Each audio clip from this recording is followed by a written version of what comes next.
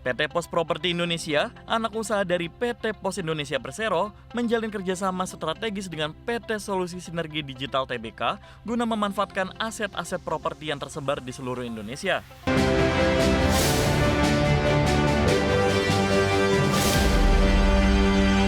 PT Pos Properti Indonesia, anak usaha dari PT Pos Indonesia Persero, menjalin kerjasama strategis dengan PT Solusi Sinergi Digital Tbk guna memanfaatkan aset-aset properti yang tersebar di seluruh Indonesia untuk mendukung percepatan konektivitas digital nasional.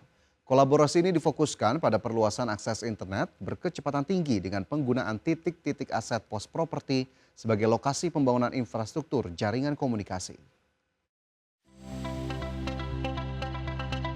PT Pos Properti Indonesia, anak usaha dari PT Pos Indonesia Persero, menjalin kerjasama strategis dengan PT Solusi Sinergi Digital Tbk guna memanfaatkan aset-aset properti yang tersebar di seluruh Indonesia. Upaya ini dinilai selaras dengan kebutuhan masyarakat terhadap layanan broadband tetap yang semakin tinggi di berbagai sektor kehidupan masyarakat seperti pendidikan, UMKM, dan layanan publik lainnya. Kerjasama ini juga menunjukkan arah baru pemanfaatan aset BUMN untuk mendorong pemerataan infrastruktur digital di wilayah-wilayah yang selama ini masih minim layanan telekomunikasi. Pos Properti Indonesia akan mengoptimalkan sekitar 2.931 titik aset strategis yang tersebar di berbagai wilayah untuk pembangunan jaringan digital seperti pemasangan Base Transceiver Station, BTS, penempatan perangkat optikal line terminal, serta ruang penyimpanan material infrastruktur. Aset-aset ini terletak di posisi yang strategis sehingga memiliki nilai tinggi dalam pengembangan jaringan broadband yang efisien dan menjangkau area yang sebelumnya kurang terlayani. Pihak Wi-Fi menyampaikan bahwa dukungan penggunaan aset ini akan mempercepat pembangunan infrastruktur digital yang terintegrasi serta menghadirkan layanan internet tetap yang lebih terjangkau bagi seluruh lapisan masyarakat. Kolaborasi ini juga turut menjawab tantangan rendahnya penetrasi layanan broadband tetap di sejumlah wilayah Indonesia karena biaya tinggi dan keterbatasan infrastruktur pendukung. Dengan penyediaan lokasi untuk infrastruktur digital di titik-titik strategis yang dikelola Pos Properti, layanan broadband diharapkan tidak hanya kuat di pusat kota, tetapi juga sampai ke wilayah pinggiran dan daerah dengan akses terbatas. Optimalisasi aset ini juga dianggap sebagai langkah strategis dalam menciptakan fondasi digital jangka panjang yang mendukung kegiatan ekonomi serta akses informasi secara lebih merata di seluruh negeri. Kerjasama antara Pos Properti Indonesia dan Wi-Fi menandai langkah nyata optimalisasi aset negara untuk mempercepat pemerataan konektivitas digital Indonesia. Dengan memanfaatkan ribuan titik aset yang tersebar secara strategis, pembangunan infrastruktur digital dapat berjalan lebih efisien dan terintegrasi. Kolaborasi ini diharapkan tidak hanya memperluas jangkauan layanan internet, tetapi juga menciptakan nilai tambah berkelanjutan bagi perusahaan dan masyarakat. Berbagai sumber, IDX Channel.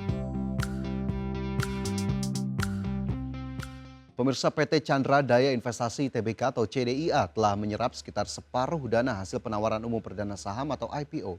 Hingga akhir 2025, realisasi penggunaan dana mencapai 1,21 triliun rupiah dari total dana bersih IPO. PT Chandra Daya Investasi Tbk atau CDIA telah menyerap sekitar separuh dana hasil penawaran umum perdana saham atau IPO. Hingga 31 Desember 2025, CDIA telah menggunakan dana IPO sebesar 1,21 triliun. Rinciannya, 634,4 miliar disalurkan sebagai setoran modal kepada PT Chandra Shipping International dan PT Marina Indah Maritim. Selain itu, Perseroan juga menyetor modal sebesar 571,8 miliar kepada PT Chandra Samudra Port. CDIA melaksanakan IPO pada Juli 2025 dan menghimpun dana bruto sebesar 2,37 triliun. Setelah dikurangi biaya IPO sebesar 19,4 miliar, dana bersih yang diperoleh Perseroan mencapai 2,35 triliun.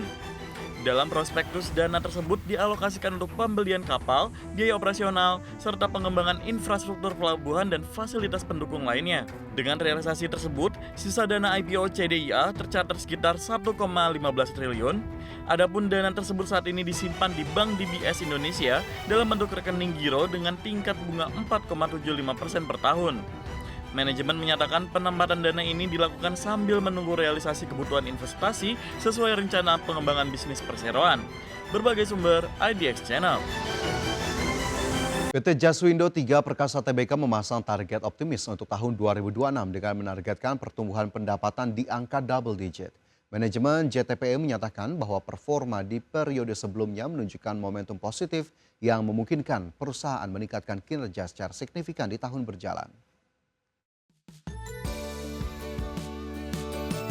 PT Jaswindo 3 Perkasa Tbk memasang target optimis untuk tahun 2026 dengan menargetkan pertumbuhan pendapatan di angka double digit. Target pertumbuhan ini menjadi fokus utama JTPE untuk menjaga daya saing dan memperluas pangsa pasar baik di domestik maupun ekspor. Perseroan mengatakan bahwa proyeksi pertumbuhan pendapatan ini didukung oleh ekspansi kapasitas produksi dan peningkatan efisiensi operasional.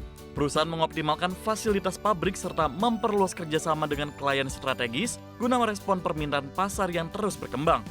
Permintaan akan kemasan fleksibel dipicu oleh tren peningkatan konsumsi produk olahan dan kebutuhan logistik yang lebih tinggi di era perdagangan digital. Selain menggenjot kapasitas produksi, JTPE juga mengupayakan peningkatan kualitas layanan melalui digitalisasi sistem pemantauan produksi dan manajemen rantai pasok. Inisiatif digitalisasi ini diharapkan dapat menekan biaya operasional sekaligus mempercepat waktu respon terhadap kebutuhan pelanggan.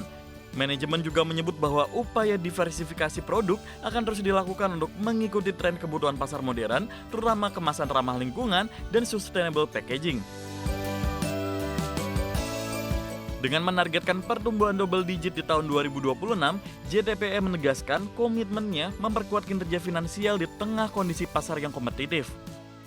Perpaduan ekspansi produksi, efisiensi operasional, serta diversifikasi produk menjadi pilar utama strategi perusahaan untuk mencapai target ini.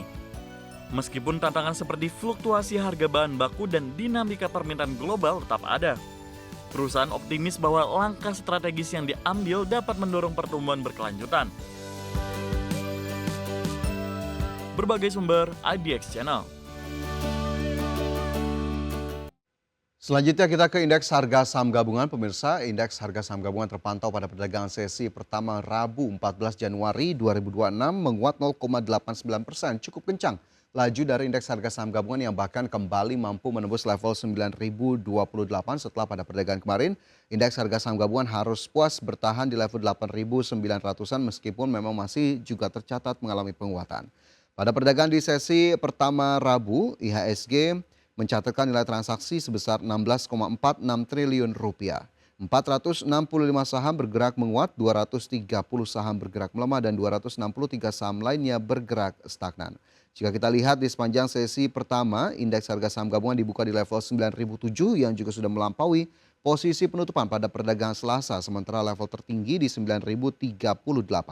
Adapun jika kita lihat berdasarkan nilai transaksi, saham-saham industri dasar cukup mendominasi. Salah satunya ada saham Bumi yang mencatatkan nilai transaksi 2 triliun rupiah pada perdagangan di sesi pertama yang juga bergerak menghijau. Diikuti sejumlah saham industri dasar ataupun bahan baku lainnya yang juga mencatatkan nilai transaksi jumbo yang juga bergerak menguat. Sementara itu jika kita lihat lebih jauh bagaimana kemudian komposisi saham-saham yang masuk dalam kategori top gainers dan top losers, pemirsa. Dari top gainers ada saham Bumi, selain mencatatkan nilai transaksi jumbo, masuk dalam top gainers dengan penguatan 3,94% ke level Rp422. Antam naik 5,41% ke level Rp4.090, Goto menguat 5,97% ke level Rp71, begitu pula saham Arci yang naik 11,11% ke Rp1.950. Sementara itu dari sisi top losers ada saham Inco turun 2,66% ke level 6.400, Astra International terkoreksi 2,05% ke 7.150, Aman Mineral terkoreksi 1,54% ke 7.975 dan Sola turun dalam 7,43% ke Rp162. Sementara itu dari sisi sektoral, pemirsa, infrastruktur terpantau naik 2,64%, konsumsi non primer naik 2,37%, industri naik 2,08% dan saham-saham di sektor energi terpantau secara sektoral naik 1,61%.